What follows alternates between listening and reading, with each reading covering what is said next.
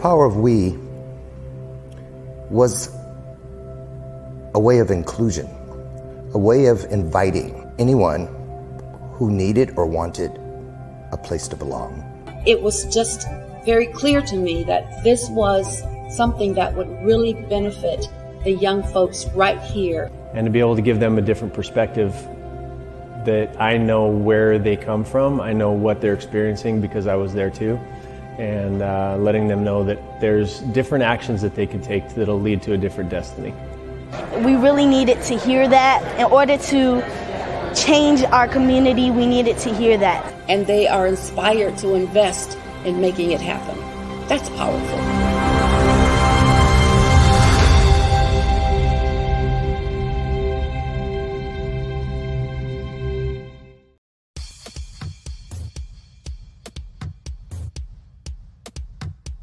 What's up, guys? Todd Special here, and I'm excited to tell you that I'm going to be one of several extraordinary speakers at an event called The Power of We on April 28th.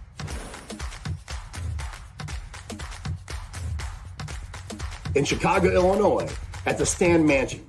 This event is put on by a brilliant human who loves to touch the lives of every person he comes in contact with, executive producer Lauren Harris.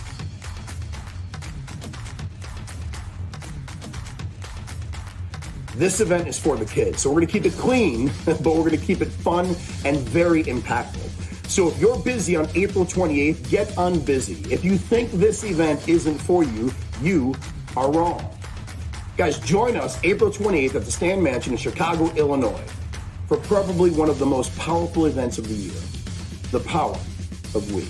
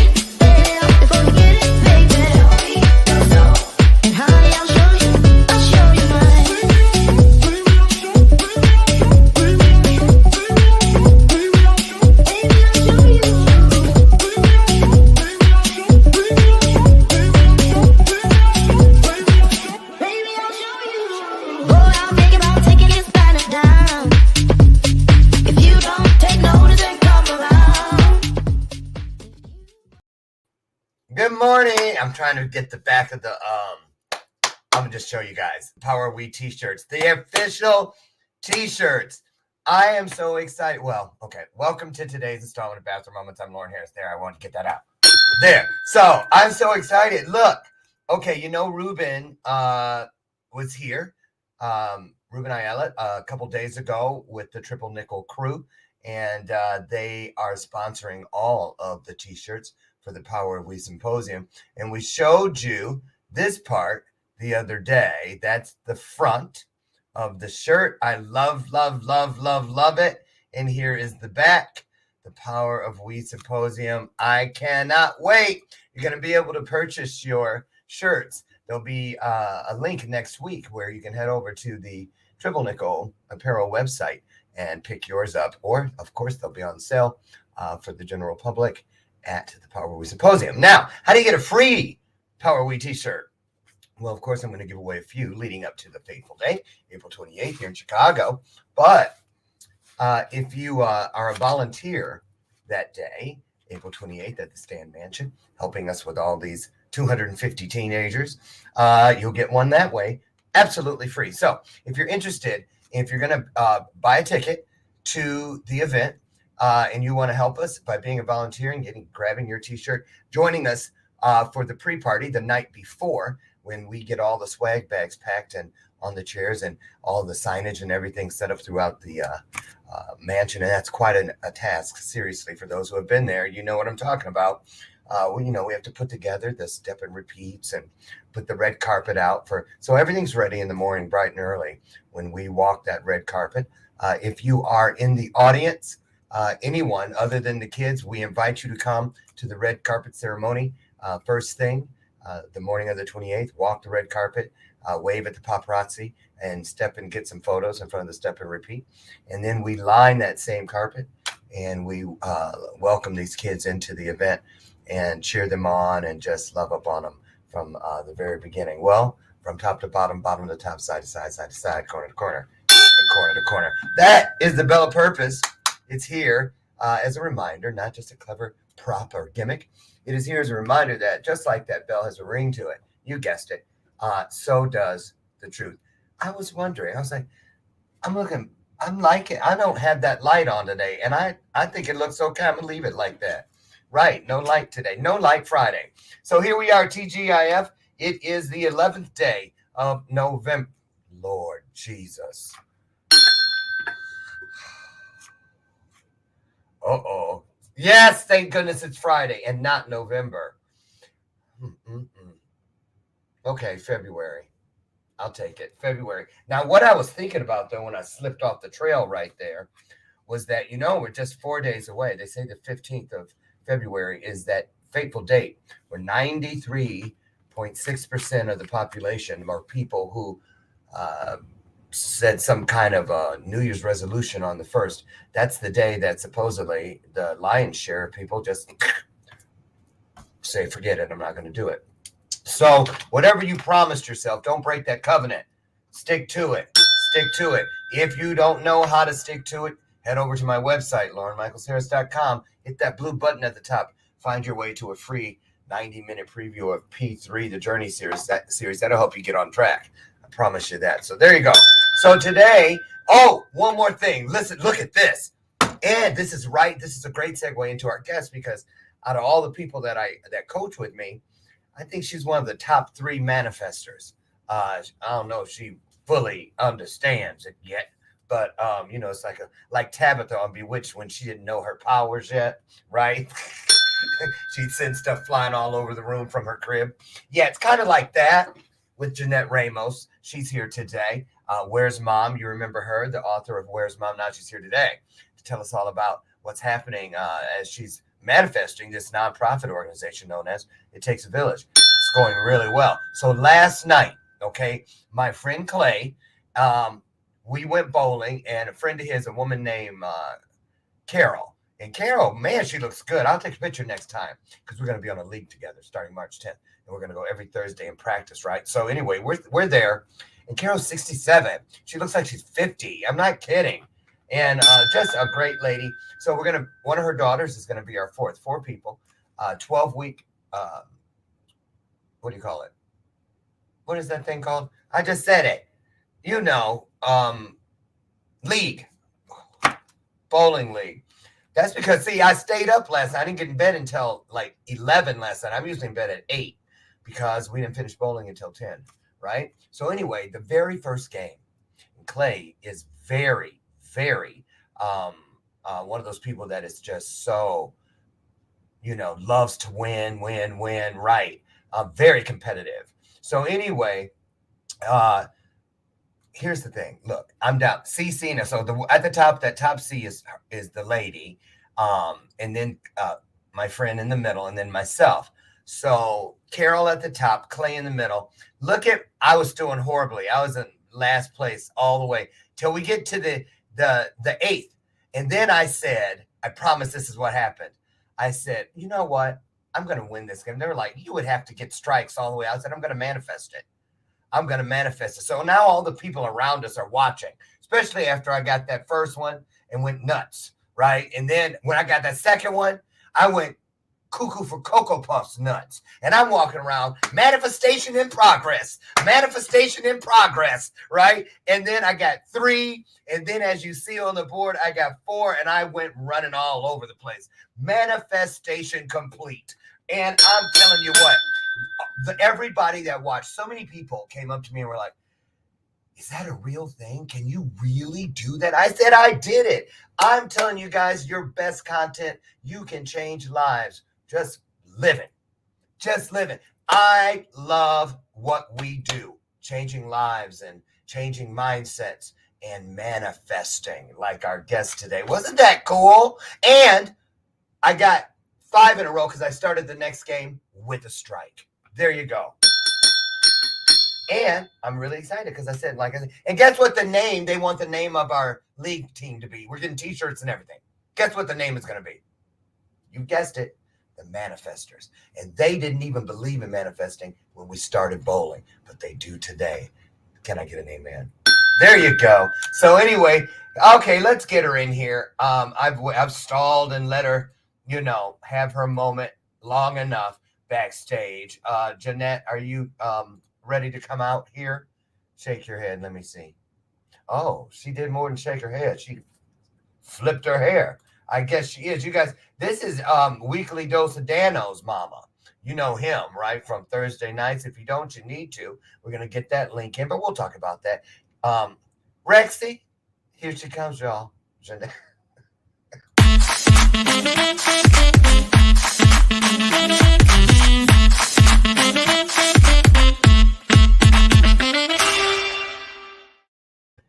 You act like your boyfriend's the only one who can call you by that name. No, that's quite all right. What a great introduction, Lauren. Thank you so much. Well, you see what I did, right? Yeah, when you talk about manifestors, that was the name I had guessed for you and your bowling team. So Are you serious? Yeah, I guessed it and you automatically said it. So that's talk exactly about manifesting. Manifesting. So it's a pleasure to be here. Thank you for having me. You're welcome. Now, you see, you're not going to say anything about how I tricked you? No, it tricked me into what? Okay, because Jannette coaches with me, and the whole thing about her being here today was so I could coerce her or trick her into creating a new bio. And I said, because if you need to use it, you're going to get it done. And she did. I didn't even read it. I got what I wanted. I believe you. Well, when Lauren speaks, you got to take action. Aw, I love your logo. Thank you. I really do. And I wish I had posted a picture of it. Dano's watching. I don't know if he has access to it. Sherry McQueen. She'll figure out a way. We're going to put a link in where you guys can go to Facebook. And Sherry, I want you guys to really see this because this logo tells a story in and of itself. So here is, it's on the face. Where would they go to get it? Where's the best place I can send Sherry to get your logo? To get my logo. Actually, I think I have it. You have it. Yeah, you do. So you go ahead and say hello to everybody, and I'm going to go backstage here and dig in some boxes and find your logo. I know I got it in there somewhere. Be right back. Go ahead. All right, no worries. Good morning, all. My name is Jannette Ramos. I'm happy to be here. Happy New Year to you all. A lot of you I already know. A lot of you I'm going to get to know. But it's a pleasure to be here, and I'm looking forward to meeting some of you in person at the Power of We Symposium because I will be going. I will be one of the ones volunteering. So I'm really excited about that. I'm excited to get to know a lot of you. But I guess he just wants me to jump in and talk about It Takes a Village. So I just wanted to get that out of the way because I am looking forward to going to the Power of We. And he didn't pay me to say that. I already have my ticket. So I'm going. And I hope to see a lot of you. I do have my ticket. My airline ticket. Oh, I was going to say, but I'll tell you, Prince Michael bought his ticket to sit in the audience today. I know Jamie Lane bought one a couple days ago. Okay. Robert Brooker was the second person to buy one. Christopher Casson was the first person. And there's a few others. And that's great because we all know, I could come on back in. Oh, shit. Oops. I didn't mean to throw you out of the car. Okay. Sorry about that. I want to pull it up let's get started. And then we're gonna come back to the power of we. Sure. I can't shut up about it. I'm so No, absolutely. You shouldn't. Now, I am not techie, but I have it pulled up. But what do I have it pulled up? Oh boy. I don't know if I know how to do it. I need Dano here. I know. That's exactly who I call when I I have know. a computer. Absolutely. He's great. Okay, what about that? Okay, excuse me. Okay, I'm gonna try it one more time No worries. because I don't know how you pull up something like that, but I want them to see this. So start telling us while I'm doing this, what you've been doing since last time you were here. It was about the book, boom, boom, boom, and now you have this new thing. Yes. I have Talk this about it. project, What is it? this new baby that's brewing, this wonderful project that I thought about a couple months ago while taking a leave from work, a leave of absence. And That's funny. I thought you were about to say while taking a leak. no, not a leak, a leave of absence from work. Do girls say that? No, I don't think so. Okay, because I'm like, It's not woman-like. It's not girly-like. not very ladylike. No, it's not ladylike. I'm So. shocked I say it then. I'm just kidding, but go ahead. So you took a leave from what? What were you doing? I work for a child protective agency, Okay. which Tell me what deals that with is. a whole host of things. Working I with thought- families, removals of children, working with Where foster are you? parents, working with relatives.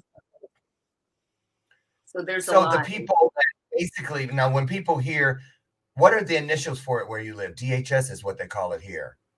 They call it they call it DCPP here, Department of Children and Permanency, Protection and Permanency, Department of Children Protection and Permanency. So every so often they change the name, or it's CPS, Child Protective Yes. Services. In other states, yes, it's DHS. Now, how long were you doing that? Quite a couple decades. Yeah, right? definitely. 20 years.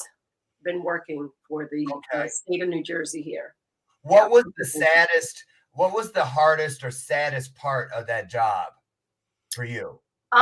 For me, because I have I have children, the hardest part for me was the actual removals, having to go in and explain to the families the reasonings why their children have to be removed. Sometimes they understood, other times it wasn't so easy.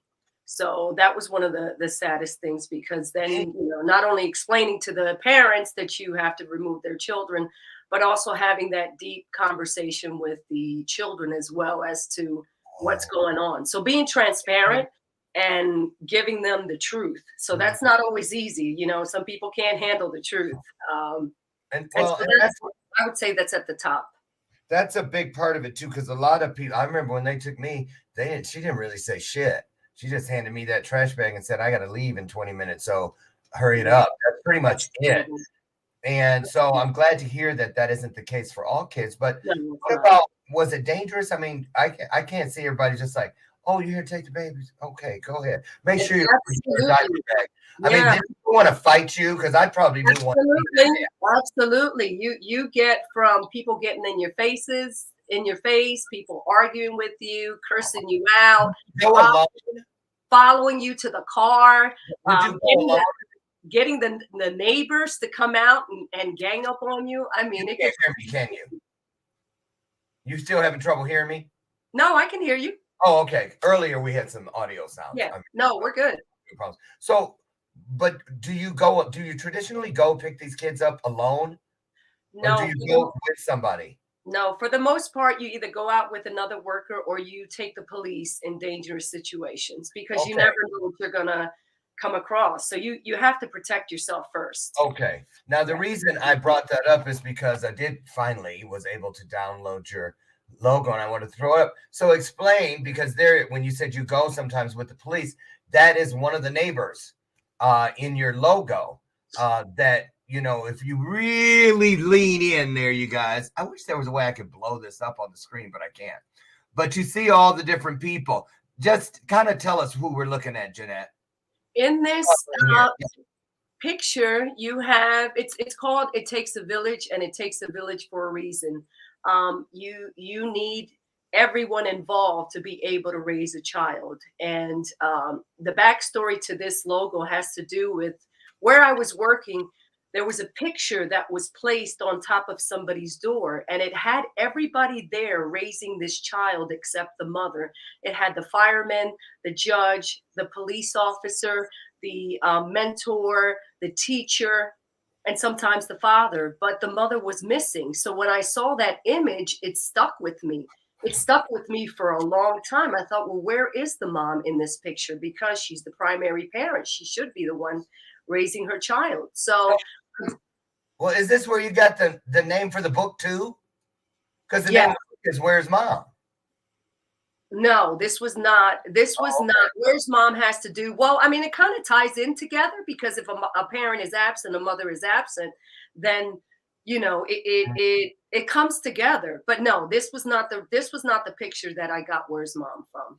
Okay. Now behind you, we see something on there that we didn't see on the screen. Tell us what that says underneath. Giving mothers a second chance. At what?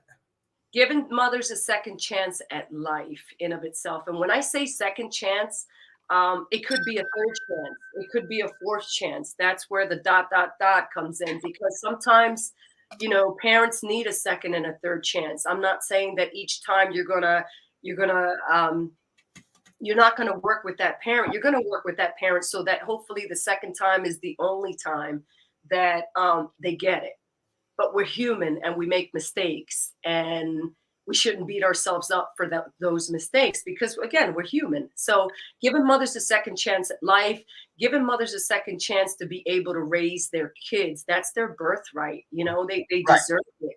Okay, so before we go too far down the rabbit hole about that, let's just talk about just real shit about moms and even dads, because I know a couple dads who are raising kids because the wife or the baby mama is off in jail or on the streets or absolutely out doing her thing with a new boyfriend. It's not uncommon. Yes, well, when Triple Nickel was here, you notice they're not, well, Ruben is, yeah, Chris isn't, I don't think, but Ruben is single, raising kids, and they were all a little bit late showing up backstage because they all had to drop off kids, all these guys. And now a lot of people think that it's only women. I get it. Women, there are more women raising kids alone and grandmas raising kids for parents and whatnot. But for you, it's a little closer to home, right? Why you're focusing on the moms raising single kids, because you know a little bit about that yourself, right? Absolutely. Having raised two sons by myself, I got to witness that firsthand. And also working at the Child Protective Service Agency, having seen how children were always looking for that mother. Even when we removed them, 9 times out of 10, they went back home. Or when they turned a certain age, they ended up looking for that parent. So yes, you're right in terms of mothers, but I do not discount the fathers either, because sometimes you have different situations. Either the mother has passed away on a drug overdose, or she's not capable of raising that child. So yes, I do include fathers as well. So do you feel, let's talk about, we go back to the moms, because that's what you're focusing on. So how is, because I know there's a lot of resources, or so there seems to be, or, there's a good number of like shelters, safe houses, because, a lot of women are getting away from a bad situation, a dangerous situation, and they have to be hidden and stuff. So how is this situation going to be different? It takes a village. Is it a halfway house? Is it a shelter? What's it look like from the outside? What it looks like from the outside, Lauren, is it takes a village. Housing is going to be transitional housing, in that what it will encompass is a mother who's either, been on drugs and has had her children removed and got them back, or has been maybe on a blackout period and now is ready to have her kids returned back to her. So it's going to look like a 12 to 18 month per se transitional. So what it'll encompass is housing, drug treatment services, mentoring services for the children, home economics, employment services for the mother. It's going to be all one stop and shop. So the mother will not only get her drug treatment services, but she'll be allowed to raise her children as she should be doing. Unfortunately, mothers, we always have some type of population that I hate to use the word is a throwaway, but when people think about mothers who are on drugs, they go from one extreme to the next in that, okay, well, let's get a family relative to raise this child or these children because mom can't do it. It's not that mom doesn't want to do it. It's that, whatever situation she is going through at that particular time doesn't allow her to do it. So I want to be that entity that comes in and says, hey, listen, you're being given a second chance to raise your children because we know you love your children. We know you didn't sign up to use drugs. We know you came across a bad situation, unfortunately, and these are your options. So again, it's just giving mothers a second chance to be able to prove that they can do this. And again, that's where the name It Takes a Village is so vital, because it's not only her. We're going to need the community resources. We're going to need, the judges and the mentors and family members and the fathers, because you can't discount fathers too. They play a vital role in the children's lives. So whether moms want that or not, it's important for these children to have their fathers as well. So bringing everybody together to be able to raise this child is the basis, is the focal point, is the entity, is where we want to be with this. So who was here talking about this? Well, actually, Jess Rich, who was here just yesterday. Yeah, I was going to mention her. Yes, a sex worker and back in the day and whatnot, and she made some really good points, and we were talking about things, especially about trafficked women who don't want to be rescued, and I'm sure that's something that happens. A lot of us have good intentions about things, but so I've heard the layout, but explain it to everybody. It's a little non-traditional as far as what we know is available up to this point.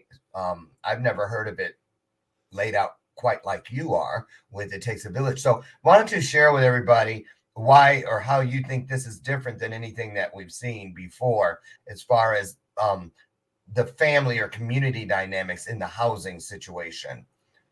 Absolutely. Well, like I said, unfortunately, mothers who are on drugs, people view them as a throwaway population. And it's unfortunate, but that's what we have presently. We all know of someone that has been on drugs, is on drugs, that have had their children removed. The rights were terminated. And it's really a sad situation. So as far as the actual organization is concerned, I have yet to see one that is doing what I plan on doing. I've seen other shelters and housing programs that either have mothers who don't have their children and are getting their substance abuse treatment there, or I've also come across other facilities where mothers are housed with their children, but the drug factor was not an issue. It had nothing to do with drugs. Rather, it had to do with homelessness and transitioning and just getting them back out into the, that's a good point right there, because that's where I just wrote it down. I was going to go there next, because I'm thinking about, okay, well, we usually find our passion through the door of something we've lived. Right. And in your case, you were a single mom yourself. You said that At the top of the hour. But as far as I know, you weren't on drugs or alcohol, correct? No, I was not. So let's talk about that population, because I'm sure if you had two small children at the same time while you were trying to do the right things, go to college, because I've read the book and all the different things. And, and I know someone else, Kessa Gooden, was going to college and taking care of her children. And she had I'll never forget this story. She had an exam that she needed to take. And the husband purposely was trying to sabotage her building herself up, because, of course, narcissistic relationship. He doesn't want you to feel like shit and stay there. So he, something about while she was taking the exam, they called because the child he never showed up. or something. Yeah. And so she actually got the child was taken from her because she was in an exam. Right. And so just stuff like that. And I'm sure in your situation, you may not have had something that drastic, but I bet there were times where you had to give up a meal so that the boys could eat or whatever. You didn't have all the things you needed to meet their needs. So what about that population? Who services women who are trying to do the right thing? They're single. They've got 1, 2, 3, whatever amount of kids, but they're not on drugs. They're not on alcohol. Where do they go? Well, they have shelters for homeless women and children. So we seem to have those. I think they're everywhere, if I'm not mistaken. You have shelters. You weren't homeless. I was not homeless. No. Okay. But those things you needed, where did you go to get them? Well, thank God, community resources, family members, friends, sometimes even strangers. People see. So I was fortunate and blessed enough not to have been homeless. It took a village in my case as well to get family members and other community and resources to help me get to where I needed to be. And so really it took a village that kept you from. Absolutely. And I just want to say that even though I wasn't on drugs or alcohol, the children's father was, and I know that's TMI, too much information, but I got to see and witness what that was like. So I made the choice not to follow that route because I was fortunate enough to know that drugs were bad and I didn't want to have my children removed. So it was, I had two paths to take. It was either go on drugs with him or take care of my children. And obviously I chose the latter, which was the best decision. So it wasn't that I didn't experience what it was like to see other people on drugs and how it affected my family, because I saw that firsthand. Mm-hmm. So it was a sane and sound choice not to go that route, because I could have easily been persuaded to do drugs and I didn't. So right. I don't want people to think that it's well, what do you know about drugs and alcohol? I do know. You must have seen 25 years. Oh, yeah. Oh, yeah. Well, I'm talking personal experience, but yes. Yeah. As well as everything I saw at work. So absolutely. So what about this? There are women who they're trying to do better, but it's not that easy at first. And there are women who go to jail pregnant, deliver a baby right in the county jail. We're not even talking prison. Yeah. Deliver a baby right in the county jail. They take the baby and they place it somewhere. But when it comes time for that woman to come back out, do you know anything about that? How does that work? What kind of, there just seems to be so many different variations of the story, and there's not one place for all of it. You know what I'm saying? This is one thing available. This is another thing. Right. You gotta, oh, sorry, ma'am. Oh, you're not on drugs. Oh, sorry, I can't help you. Like, try down the street. You know what I'm saying? How frustrating is that though? Because I've met people on the street when I was on the street who really wanted to change, but there were no resources. They had to keep doing what they were doing. Right. So I'm just saying, because I've heard you talk about this, Jannette, that, you saw a lot of things that didn't work on behalf of the people trying, right? Which is, and so talk about that for a minute, because that seems to be like the top coat for It Takes a Village, to be different than all the others and kind of like, well, there's a lot to go into that. Going back to your question about the mother being in jail. Yeah.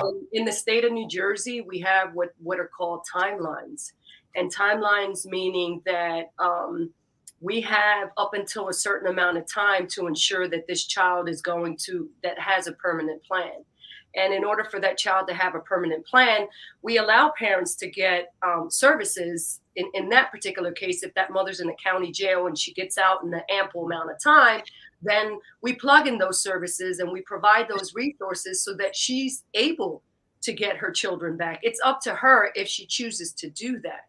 So in that case, it's up to the parents. I don't know how it is in other states, but we're mandated to ensure that a child gets a permanent plan, either with a relative, a foster home, and things happen. You have foster parents who fall in love with a baby when they take somebody's baby and, they want to adopt.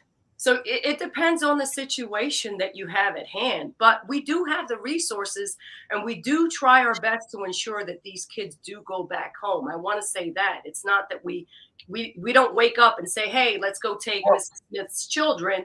We're going to terminate rights. We don't want to do that. Here's what bothers me sometimes about these programs and stuff, from what I've known and experienced, is as far as protecting the children.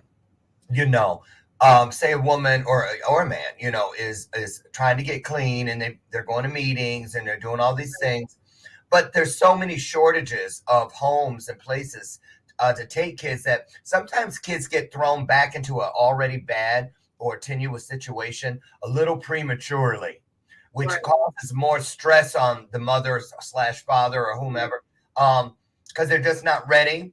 But they feel, but okay, I'll try. And then how many chances? I mean, come on now. Have you ever returned a child?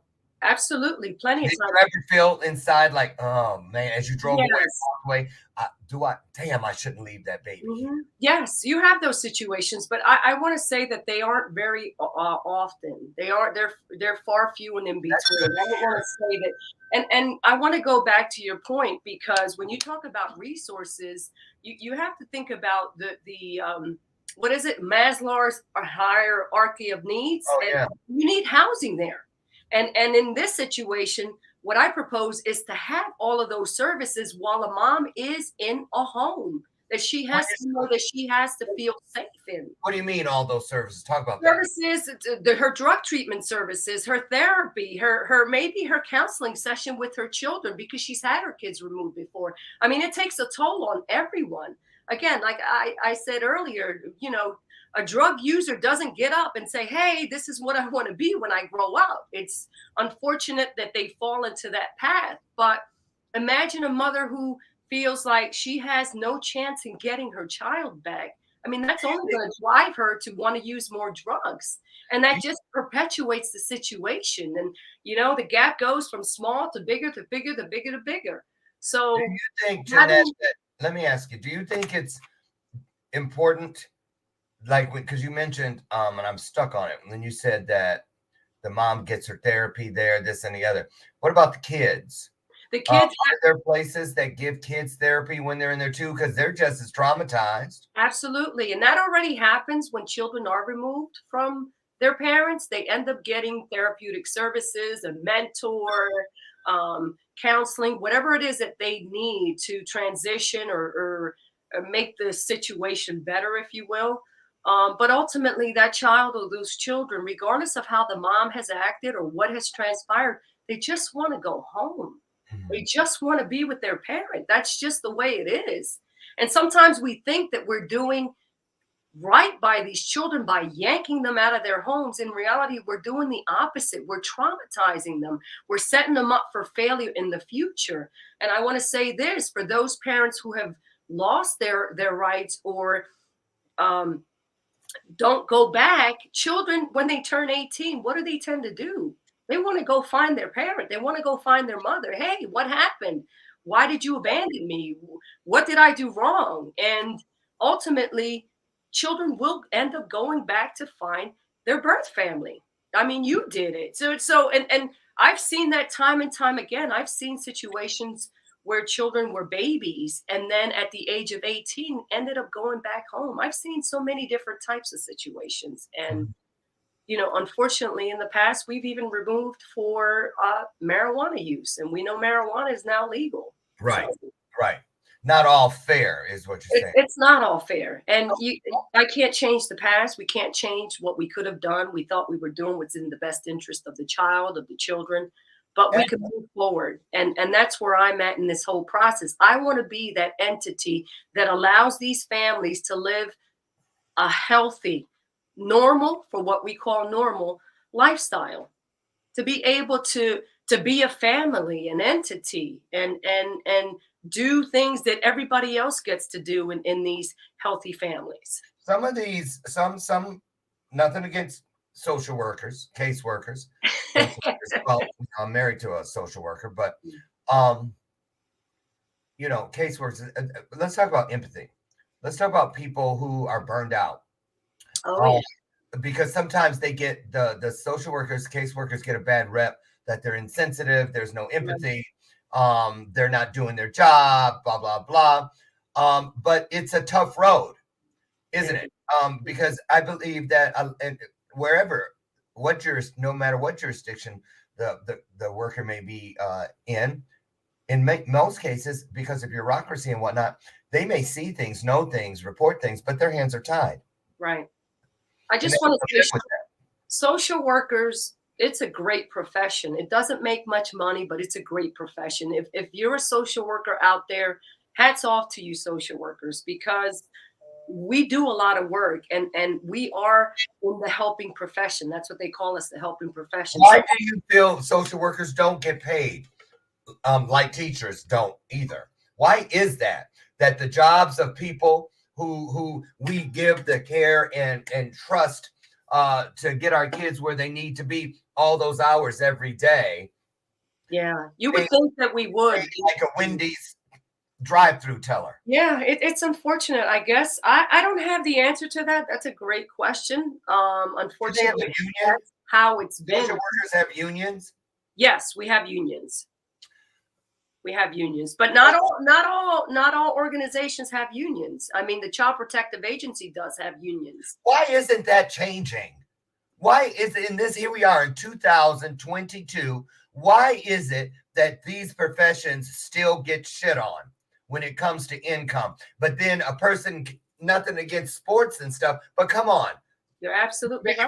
$50 million, $40 million, but our teachers and our social workers are barely able to sustain above the poverty line in a lot of cases. Seriously, if they have a sizable family. You're absolutely right. And to mention the fact that, they go to school and the parents are expecting the teachers to kind of raise their children, just like the social workers and mentors.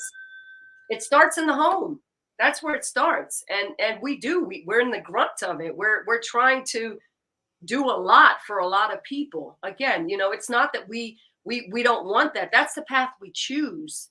I've always wanted to be a social worker, and I'm proud to be one, because I love people and I want to help people in any capacity that I possibly can. But you're right, we just don't. What are your hopes for It Takes a Village? What are your hopes, say, in 20 years from now? How would you have liked to be able to say, well, look how we've helped shape the change, Absolutely.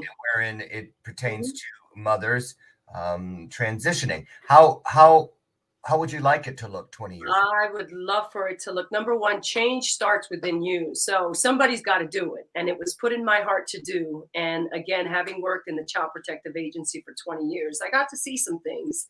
And on a personal level, raising two kids, you get to see what works, what doesn't work. So I want to start off with 5 families and eventually increase it to about 25 families, and then go from state to state to state to state. So I wanted to go nationwide. In terms of 20 years, I want to be able to see less removals, less rights terminated, more engagement, more stable adults, more stable men, more stable women, less dysfunction. Because when you think about it, think about kids or families, think about people in your lives in the past when they were small, and the changes that they have gone through throughout their times, if they've been removed or they have had issues with their mothers because of drug use. Think about what that would look like if they had remained in that relationship. So I want to be able to see today's children become better adults tomorrow. I want to see less gang violence. I want to see less killings. I want to see normal relationships. And I keep saying normal in the sense of normal of how we see it for those people who aren't in those situations. So I see It Takes a Village going huge. It's going to go nationwide, but it's got to start somewhere. And I have yet to see organization startups such as this one. So I'm really excited about it. I'm ecstatic. And I can't wait to see that positive change. So there's some questions. There's so many. I'm trying to. Oof. Sherry said something about. I'm trying to find it. Location. So I'm assuming you want to start in your own neck of the woods. Yes, I would like to start in my own neck of the woods, and I mean, wherever the project leads me, there I shall go, and that's the way I'm looking at this. It may start off here in the city, but I want it to expand. So even if it happens simultaneously, I mean, I don't know what's going to happen, but it's going to happen, and it's going to be huge. So yes, and I don't know, you know, I'm from Camden, New Jersey. Camden, New Jersey is a poverty-stricken area. Yeah, it's a hard hit city. Yeah. But we shouldn't penalize people for being poor, or we shouldn't penalize mothers for, you know, having taken the wrong path. Let's help them. Let's be the entity that helps them, not that hurts them. Because when we help them and we help their children, we're actually helping the community. We're helping the world. We are helping each other, because it affects all of us. You may think it doesn't, but it does. It affects all of us. So you just took a leave, you were saying. And when did this happen? This happened 3 months ago. 3 months ago. So when you walked off the job, or you know, said I'll see you whenever, how much of what you have today was already in place? How, I mean, a comfortable start, or pretty much nothing was in place. I want to thank Lauren Michaels Harris for putting me in the direction. Lauren Michaels Harris, my coach. I'm sorry, I can't hear you. Can you turn it up? I'm kidding. Okay. No, but go on. I want you to talk, because we teased him with the manifestation piece at the top of the hour. And I like how you brought up Bewitched. I'm going to have to try that. Did it? You know, the manifestation. So I hit the ground running through your coaching. As soon as I knew I wanted to take this leave of absence, because, you know, Lauren, you talk about this all the time, and this is so true. We all have a purpose in life, and you got to find that purpose. We all know, if you don't know what your purpose is, search within and find what that purpose is, or get your coaching through Lauren Michaels Harris. He didn't pay me to say this, by the way. Sure didn't, because I ain't got no money. But find what your purpose is and go for it. You know, we live in a world that we're always fearful about doing things, you know, fear of losing your job, fear of losing your health benefits, fear of not feeding your children. But take a leap of faith, and everything else will fall into place. It really has been falling into place for me, and I'm so blessed. And it's amazing. It's amazing what things happen to you once you take that leap of faith. But you have to be willing to do that. And although what happened to you? What happened with you? Well, so far in the 3 months that I've been out of work, I've accomplished so many things. I'm in the process. Go back to the very first one, your very first manifestation. And you remember that day? It was hours later. And all you did, do I have to walk you back? You have to walk me through, because you remember how you had walked up, you were done with the job for a while. You were now in the space you're in. Yes. You came to a session, and we've been talking about everything being like drained. It was. Droopy. Yes. And I'm like, but you're not there now. Isn't that the thing you said? Once that was lifted off, boom, boom, boom. And we were talking about, why isn't everything going up? Why? And you changed your mindset that day. Yes. And it was what, an hour or two later when you went somewhere and you were mentioning it, and the person said, I can see that. I can see that. I had gone out to lunch with a friend of mine, and I had proposed, you know, my thoughts and what I wanted to do and the population I wanted to serve. And I had just a general conversation, and in little or few sentences, I got him to see exactly what I was looking to do. And he said, I could see that. And not that you need somebody to tell you that it's going to be okay. But when you talk to somebody and they see your vision, that just gives you enough motivation to move forward and go on to the next and the next and the next and the next and the next. And so from there, I got my logo. I got my logo within 2 weeks. I got my business cards. I started my paperwork. And like I said earlier, I'm in the process of finding a building. So I'm not worried about the details. Build it and they will come. Like I said, I'm just jumping out on a leap of faith here, and I know it's going to come. When it's coming, I don't know yet, but I'm in no rush. Well, and I wanted to, because everybody, I want you to understand, because I've been watching it firsthand, just like you have how every place you turn, once you start, that's I was just I was in my own coaching session with my coach yesterday and the team. And, we're doing this thing with P3 and we're talking about, it's so important, even on the magazine, on the cover, this is the thing that I'm talking about now, about living beyond our scars. And so before we get out of here, we got like 9 minutes. Did you ever unpack all of the trauma that you experienced as a single mother, or was it important that you didn't unpack it all so that you could use that realness, that authentic experience? How much of your experience served as a launching pad, a diving board, a jumping off spot, if you will, from what was into what is? Oh, absolutely. It was definitely a jumping start or a focal point for me because, again, having raised 2 kids, you think that you can't do it. You think you can't, move forward. You think there are days that you don't know how you're going to feed your kids, or you don't know how you're going to clothe them, or where you're going to get money to continue to help them in the process and become adults. They're adults now. But you don't. But somehow you miraculously make it. You do it and you move forward. You can't stop. And you say this all the time, Lauren, and not to go back, and this is where the coaching has helped me, because you think about your scars, but if it weren't for your scars, you wouldn't be where you are today. So you are where you're meant to be. Mm-hmm. You are where you meant to be. Honor. We have to honor our scars. Scars, absolutely, because if it weren't for that, that wouldn't be the push or the motivator for you to do other things. Well, and those scars are what prove we are authorities.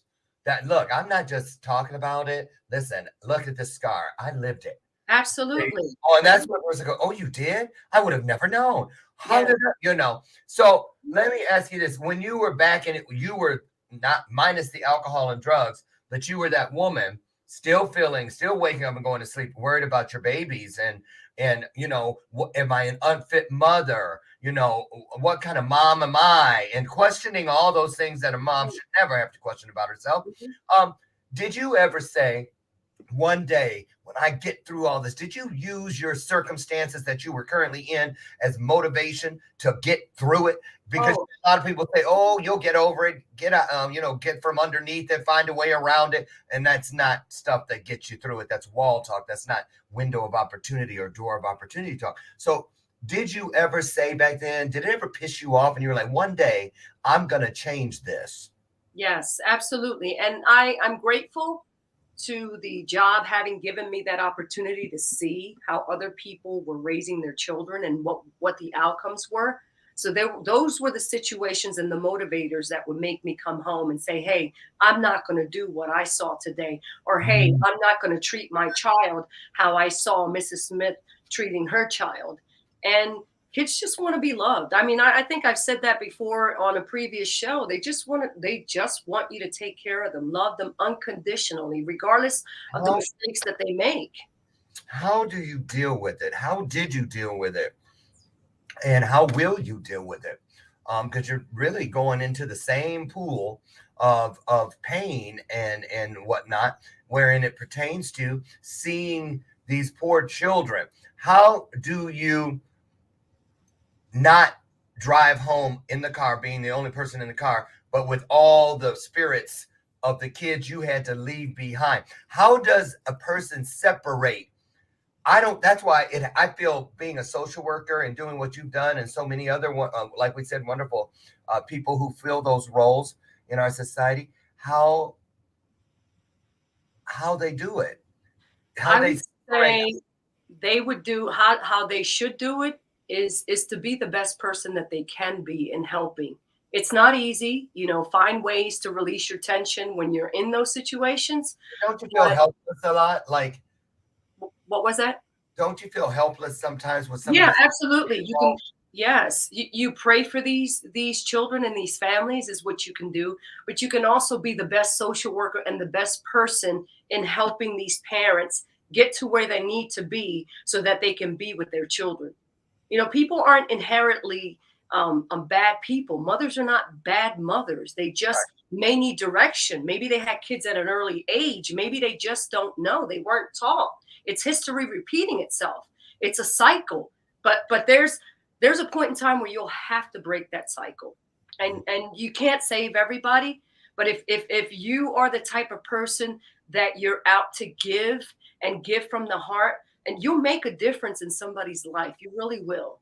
And so that's the best way I could say it. It's not easy, but it's doable. So do what you can as a person to help these families and these children and hope and pray for them in hopes that the situation will turn around for them. I agree. I agree.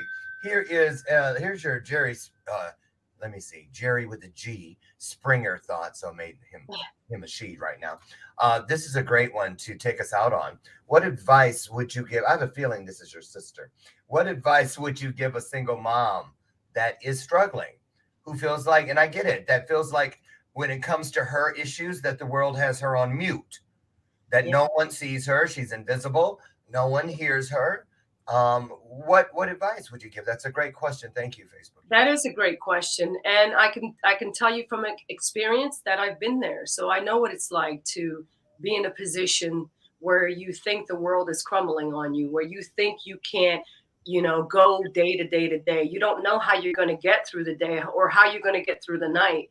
But I can tell you that it's just believing, it's knowing that you're going to be okay. Your children are going to be okay. The advice I give to you is just keep pushing forward. Keep doing what you need to do as a mother. It's a thankless job, but your children one day will thank you in many, many, many ways. Gifts, hugs, saying I love you, things of that nature. Just keep pushing forward because every day is not going to be the same day, and things do get better. They will get better. They have to. So don't just keep pushing forward. Live for your children because one day they're going to fly the coop. They're going to leave the nest. They're not always going to be babies, but what they will remember is everything that you've done for them, whether it's bad or good or indifferent.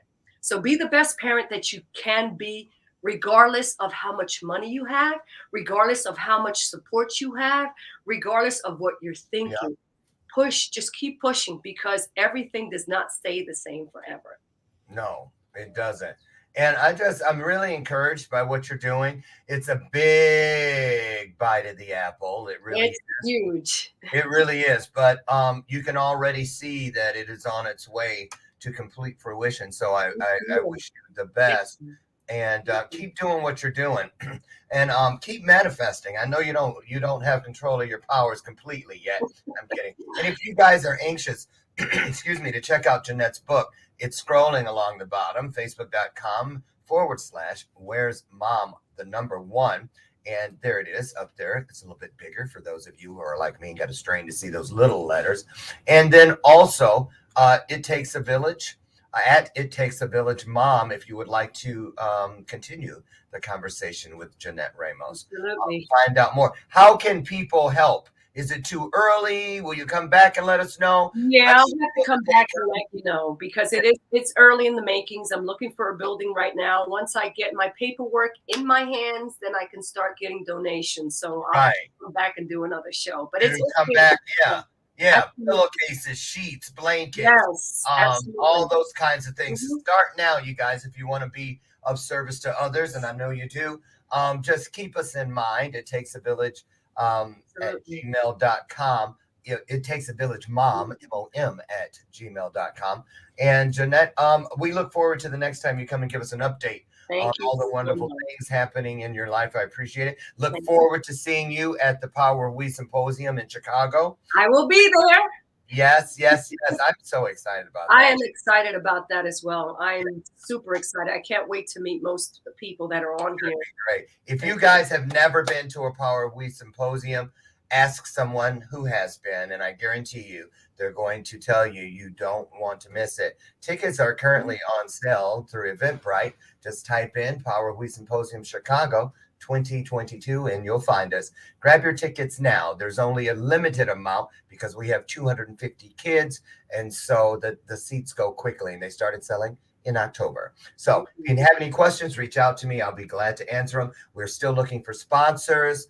If you'd like the sponsorship package, ask me and I will email it to you. And most importantly, excuse me, our big play for the week is we are really trying to get on the ball with the items for the swag bags. So anything that you might have that is a message for a young person when no one else is there and the world has them on mute, like we talked about today, just send it to, if it's 5 books, I've had cases of books that people have written and they had them laying around, or you want to write a letter or a note to a kid of encouragement, something, a bookmark. It could be, these little, these kinds of things are popular.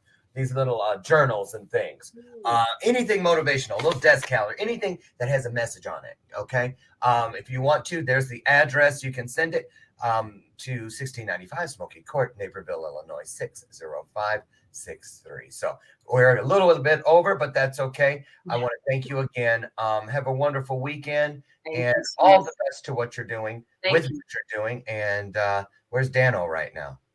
Is he around? He is around. Okay. All right. Tell him I said, hey, thank you so much, Jannette. And thank all of you. It's been a great week. What a great way to round off this week. I will see all of you Monday. It's Meet the Experts on Valentine's Day. Monday is Valentine's Day. So they will be here, all 4 of them. And we'll see you then, God willing. I'll meet you out front on the front porch at 8 a.m. Central for our next installment of Bathrobe Moments. Have a great weekend. Be blessed and be the blessing. Bye-bye, all. Thanks, Jannette. Thank you all. Bye-bye.